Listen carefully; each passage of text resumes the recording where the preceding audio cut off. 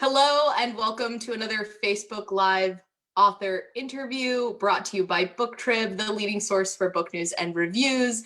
My name is Chelsea Giaconi. I am an editor at Booktrib, and today I'm talking to Arthur Jeon, the author of climate thriller or cli-fi novel, Snowflake, in which a teenager motivated by saving his generation and the planet decides he's going to kill the president of the United States. Welcome, Arthur. I'm glad to have you with me today. Thanks. Hi, Chelsea. Thank you for having me here. I appreciate it. Yeah, so it's a comedy, right? Yeah. Well,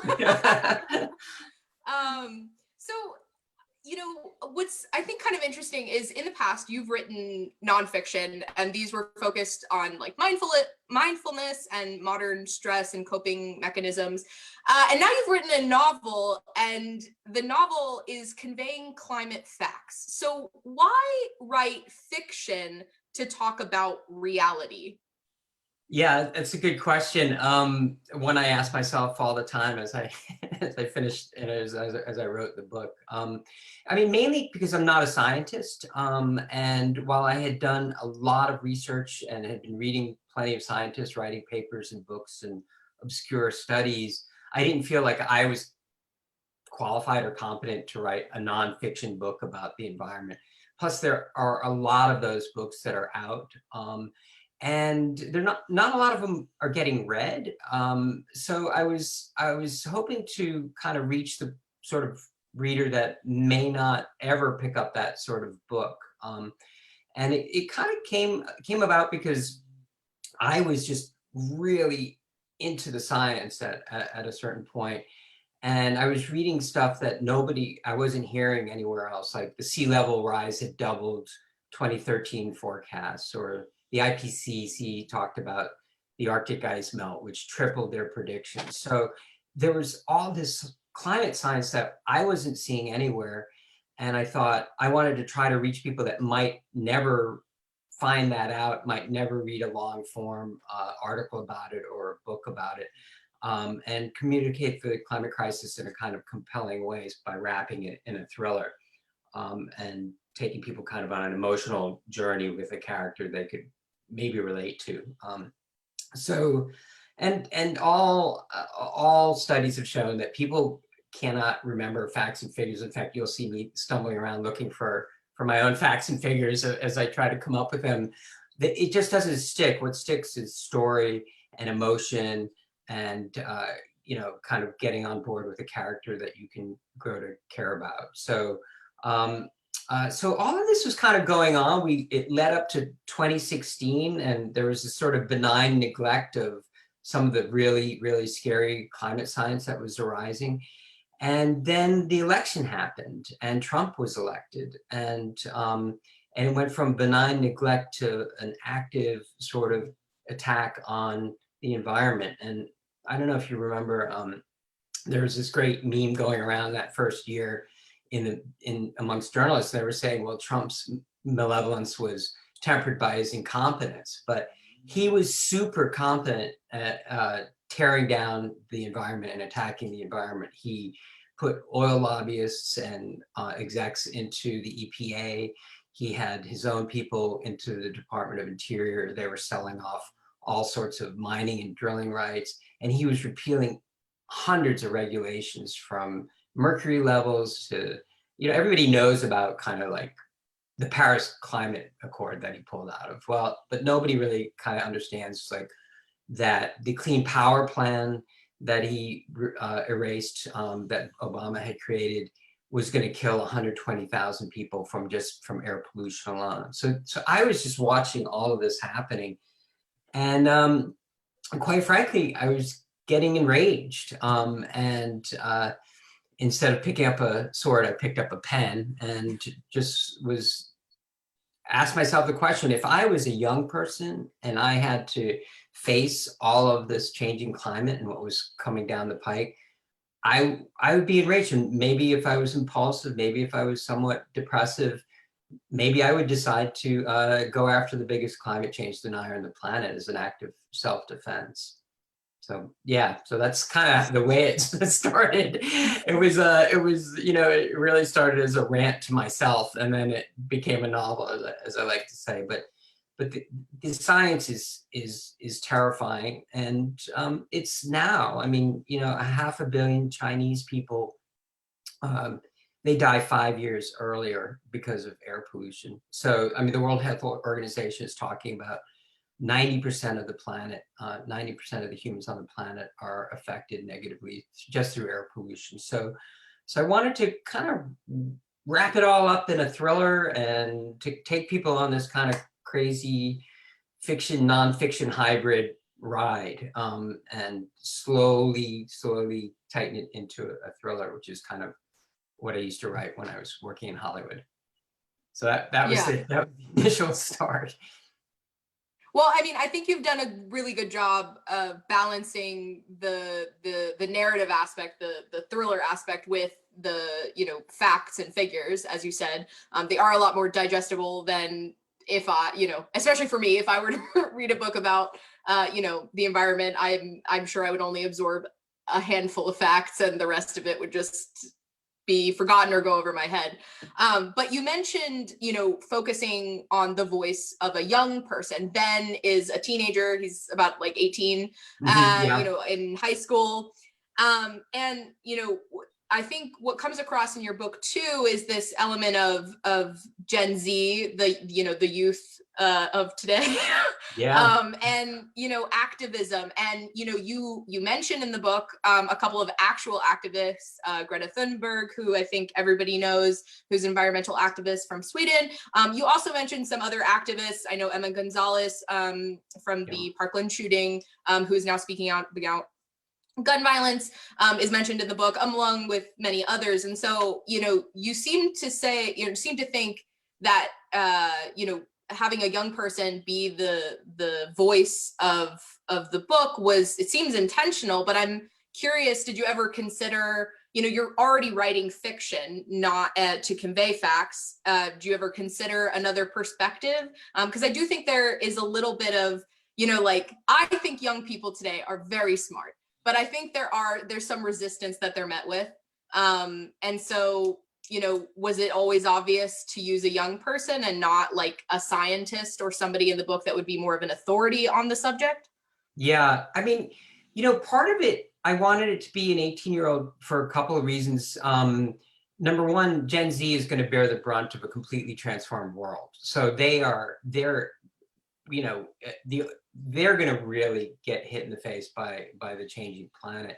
But I also needed a character that was kind of, I mean, he's a brilliant character, but naive in a way, about what he could accomplish and what his idealism could accomplish. So he's a very specific, he came to me almost fully blown in my head as this guy who's got a particular kind of brain. And I actually know somebody who's on 60 Minutes. He's a friend of mine who actually can't forget anything that he reads and or experiences. You could say to him, "Hey, Bob, you know, like, what happened on this date?" And he'll tell you exactly what happened in the news on whatever date you mentioned.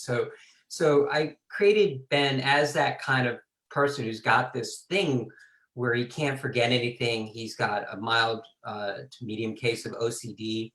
So in a way, he's in a hell of his own mind. He can never forget all of these facts that are churning in his head. And I really, but I really wanted him to be a young person because that's when these people are, that's when you're most idealistic, when you feel like you could get, you might actually do something crazy, you know, like go kill the president to protect the planet. You might see through that. And in his own kind of very specific way in his mind, he just goes through all of the science and goes through all the moral philosophy, and he arrives at, this is the only solution.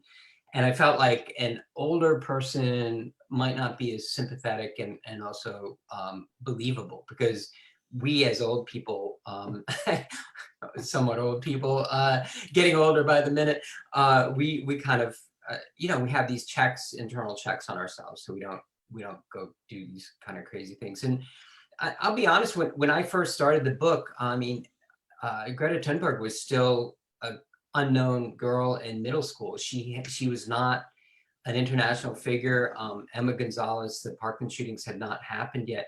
And all of these things started happening while I was writing the book. And I was having this moment of, there's a movie about that, about the guy who is kind of writing reality into existence. I was like, this is crazy, and then the way in which Ben decides he's going to actually kill the president, the actual technical way he's going to get it done, that started to appear in the news, and it was this very weird sort of moment. But yeah, it was always going to be a Gen Z character. Yeah. I mean, I think it works really, really well. I think it makes the book very much of the now, in addition to the facts that we're dealing with.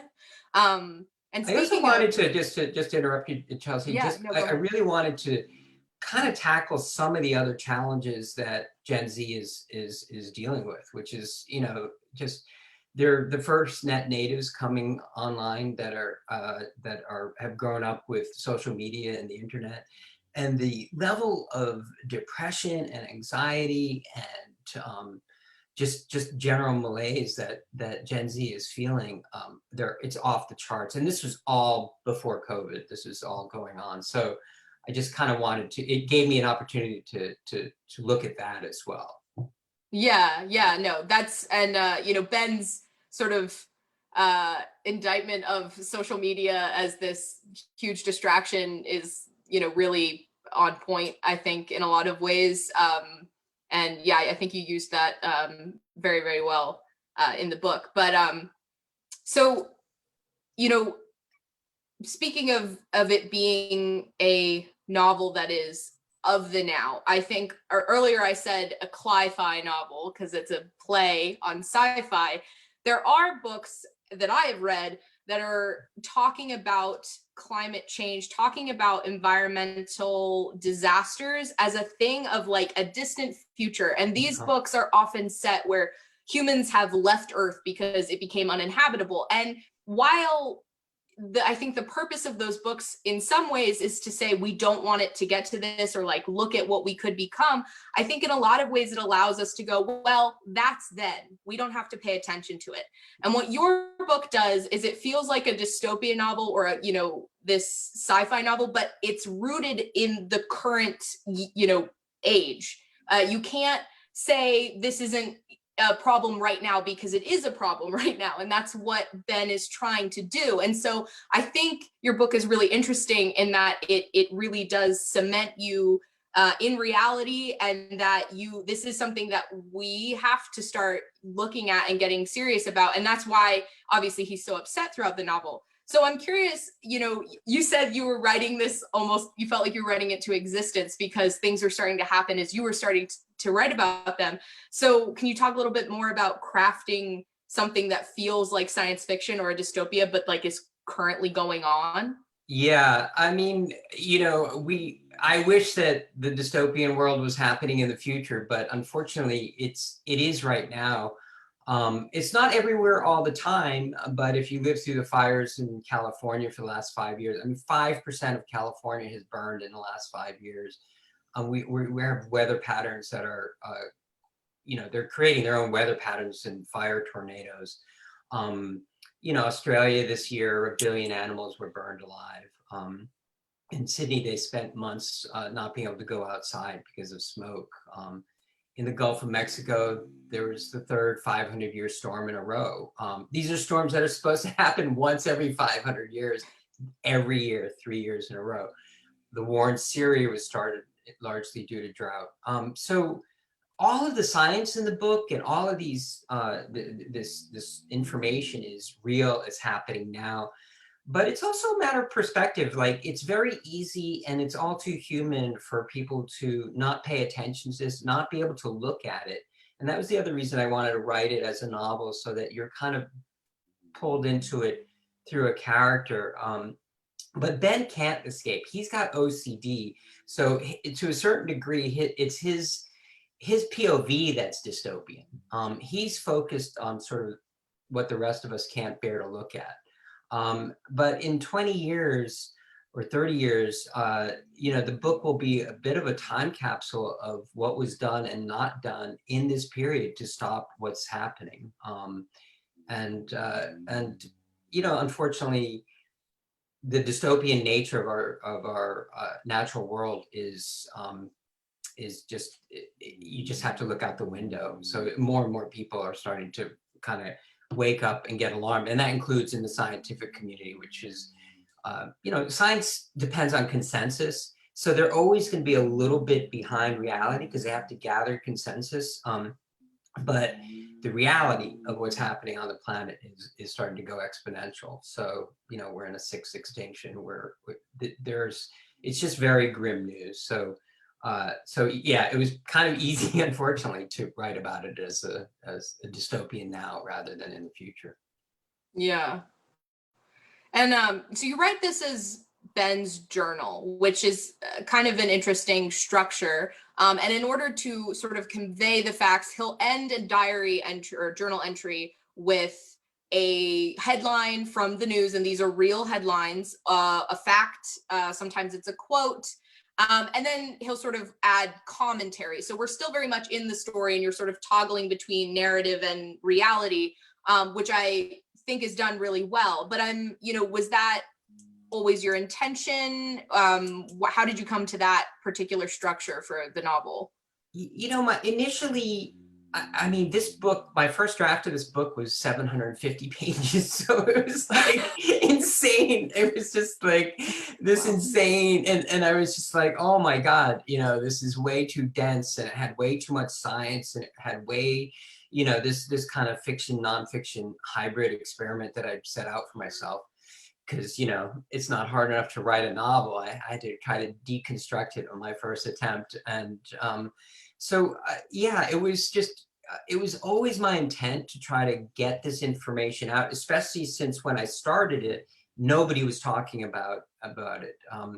And now everybody's talking about the environment. And so, but they're not talking about it in terms of an existential threat to humanity yet.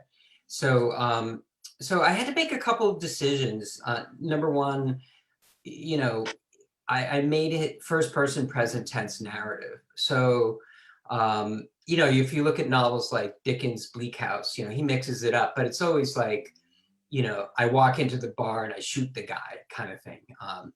Not in Dickens, but if you were present day, it's like, it's not I walked into the bar and I shot the guy. It's very much immediate, it's present tense, it's his journal. So it gives him the ability to get into some of the moral philosophy and the ethical aspects of whether what he's doing is right or wrong, whether or not, you know, the science adds up, he keeps lists. And yes, he uses headlines and facts to sort of prove to himself that he's not crazy, that he's like kind of the only sane person in a world and political system that's gone mad. And so there are headlines that are just shocking. I mean, they still shock me, like a headline like humankind has wiped out 60% of the animals since 1970. I mean, that just is such a shocking headline. And that's a New York Times headline, you know, so it's just I just wanted to you know, sort of surface some of this, these horrible facts that are kind of easy to forget and ignore, and just kind of raise the alarm. We need to just sort of sound the alarm that the time is now. And so, you know, another headline was humans speeding extinction, altering natural world at unprecedented pace. I mean, that's a Guardian headline from last year. And so we're on this kind of train, and we have to figure out how to get off of it. And so it's going to be really tough, you know. I have to apologize for my dogs. One of them is an old pit bull that's snoring. So I'm hoping the puppy doesn't go crazy, but they're both down and you might hear them snoring. So it's like, they just don't want to miss out on the fun. Oh yeah, no, this is their normal schedule. Dogs are they're on a schedule, and they don't care what's going on. They're going to be in the office at 9 o'clock. So, so another thing that sort of grounds this in reality, and yet we have an element of fiction, is the fact that Ben, you know, he's talking about killing the president. whom he refers to as cretin throughout the whole novel. Yeah. That is the only name we're given, and yet it is quite obvious who we're talking about, the current president. So Yeah. my question is, why avoid using his real name if it's not a fictional character? Like, you're not pretending that this isn't a real person. Yeah. It's very clearly Trump. I mean, his first realization when he describes him as this, this orange-faced, person, he has a whole paragraph describing Trump. Well, initially, Chelsea, to be honest, it was just to avoid a visit from the Secret Service. I mean, that was, I didn't really want that. I was writing in the middle of really the middle of Trump's, tenure as president. But also, he's a bit of a MacGuffin. I mean, in Hollywood terms, that's the thing that gets the story started. And it's really Ben's journey that I'm taking viewers on, and how he goes from this kid who's leading a kind of normal life, and then his sister almost dies from a fire, that almost burns down his forest fire, a wildfire that almost burns his house down. So he starts to get more and more radicalized by what's happening to his life. But Trump is sort of, he's an avatar of the problem.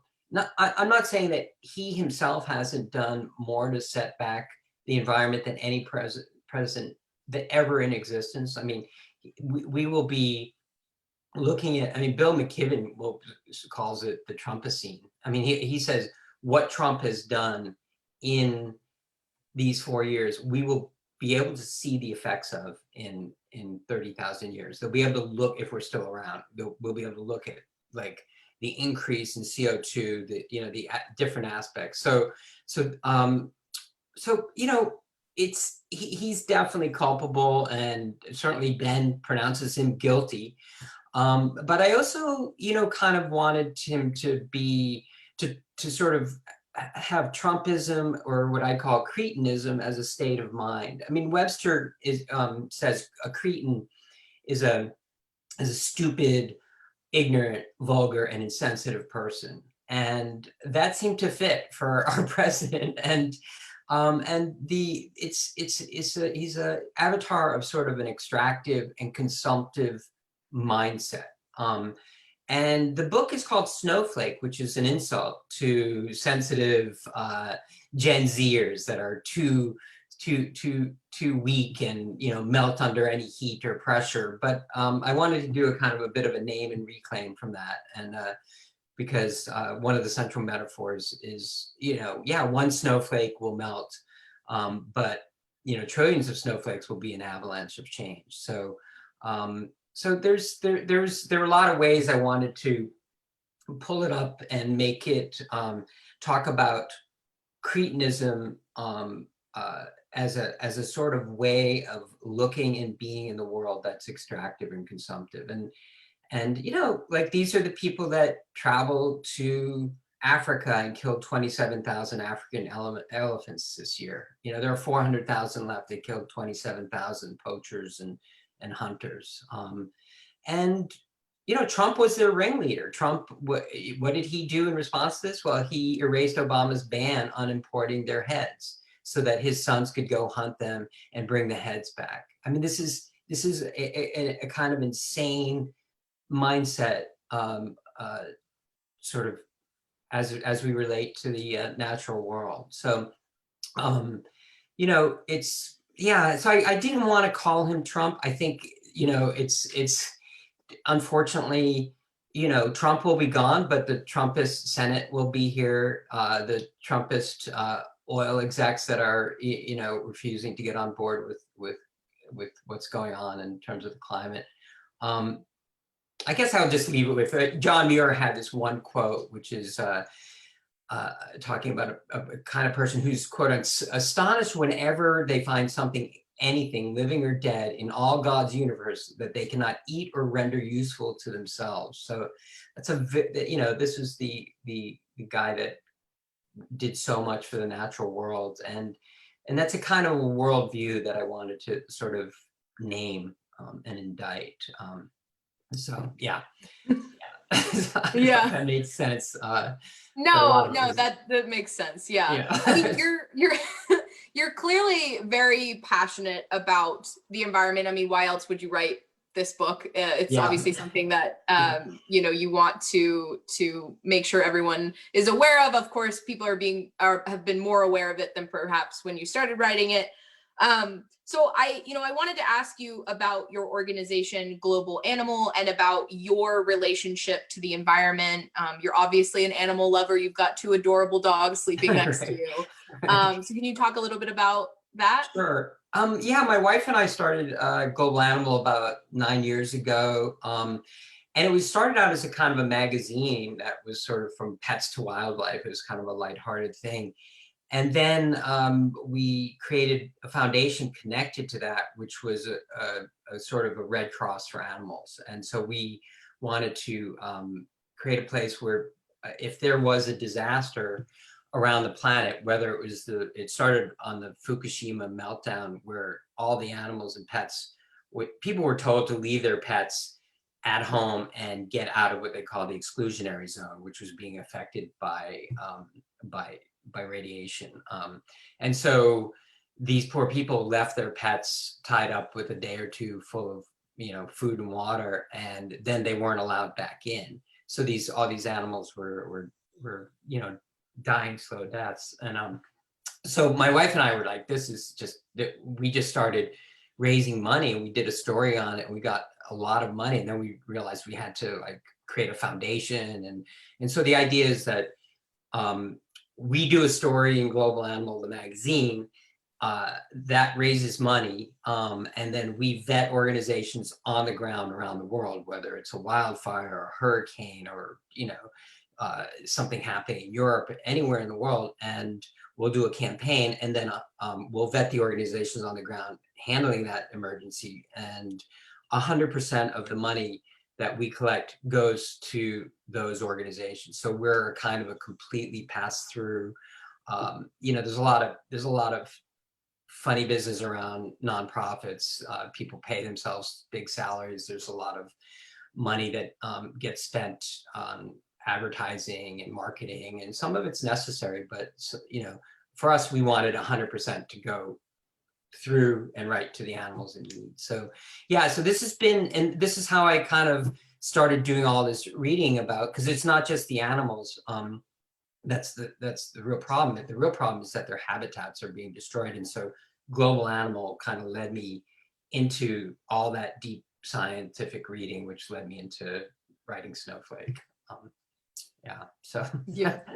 Well, that sounds like really incredible work that you guys are doing. I've checked out your website. We've linked to it in the comments for anyone that's interested.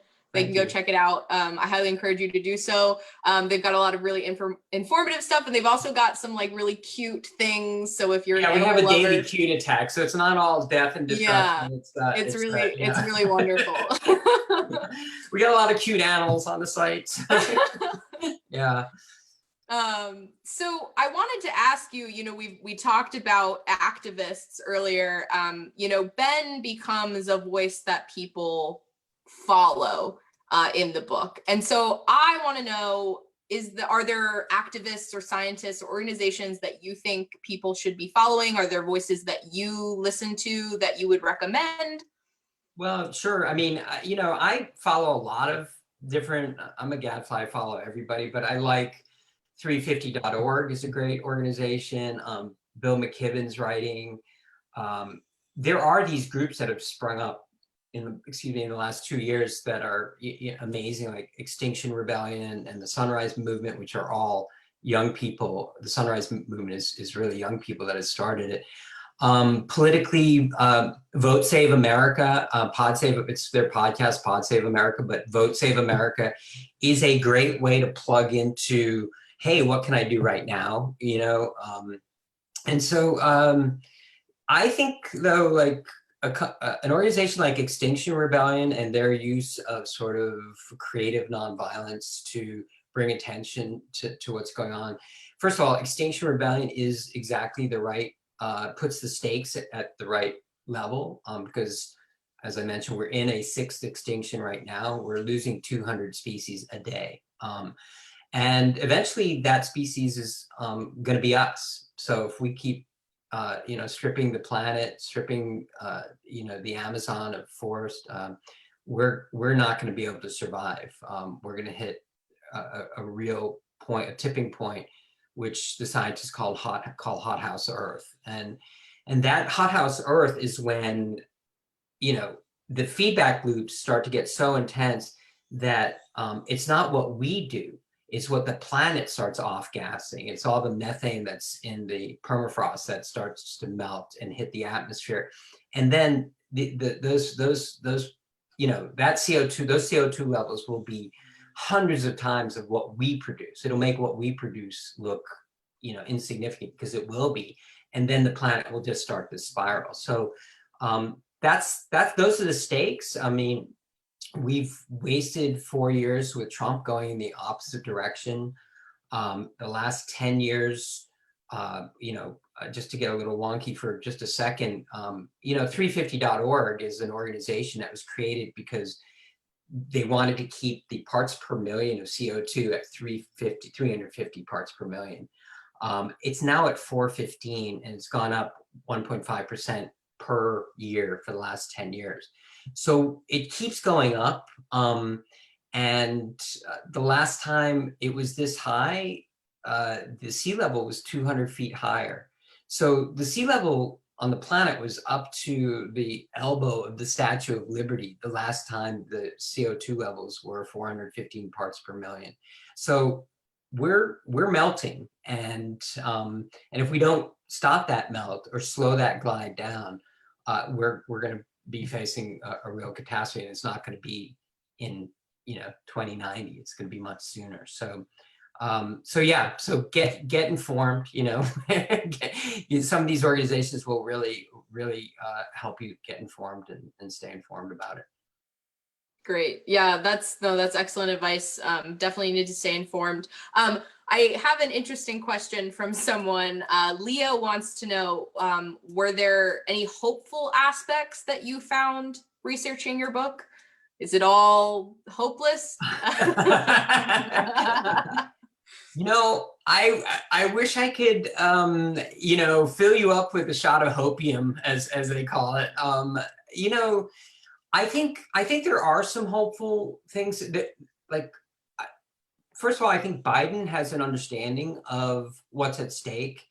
The Green New Deal, putting $2 trillion into the environment. The timing is perfect because we kind of need a sort of Rooseveltian New Deal for the economy, but it also we need to, we can do two things at once. If we put $2 trillion into converting into a non-carbon kind of future or present, then we'll put a lot of people back to work and we'll start to slow down this glide. But yeah,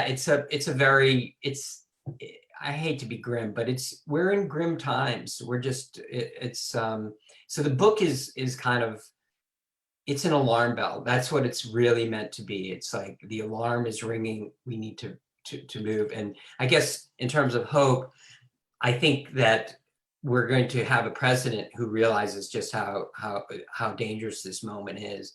I mean, the IPCC itself said we have to cut the carbon outtake by 7.5% a year for the next 10 years to avoid disaster. Well, we've gone up, 1.5% every year. And so going down 7.5% every year for 10 years is going to take a kind of World War II effort to change it. And we've done it. Humans can do it. We just need to have the right impetus to do it.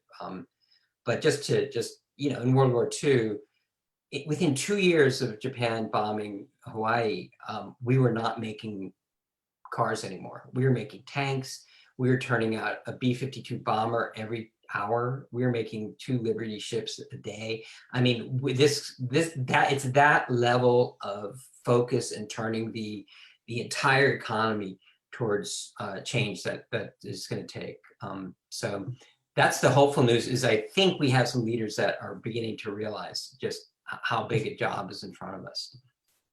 Yeah, I do remember that is something that Ben says in the book, that if we can adapt for war, we can adapt for life.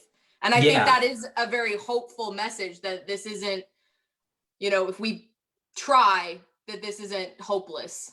yeah. I mean, he has his moments where he's feeling hopeful, and he has this one chapter where he has his what he calls beautiful dreams for the future. But yeah, I mean, if you read the book and you dive into the science, you're gonna I don't know how hopeful you'll be. but you'll have the first step is a realistic understanding of what is, so, and then we can move from there. All right. Well, we are about out of time, but I guess On that happy note, just to close us out, I would usually ask what an author wants people to take away from their book, but I think that's pretty obvious in your case. So instead, I will ask, what are a couple of things that we should all be doing right now to make change? Yeah, I think just education, politically, environmentally, educate yourselves. One thing we can do all immediately is eat less meat. Every American eats about 220 pounds of meat a year, which is kind of shocking. But it creates 20% of the greenhouse gases. So that's one very simple thing. Vote, especially, I really want to put this out. Like, it doesn't matter that Trump is gone if we have a Trumpian Senate. And so this vote coming up in Georgia is super important. So go to Vote Save America and find out how you can get on a phone bank and donate money and try to get the Senate, because then the big sort of structural changes can come in.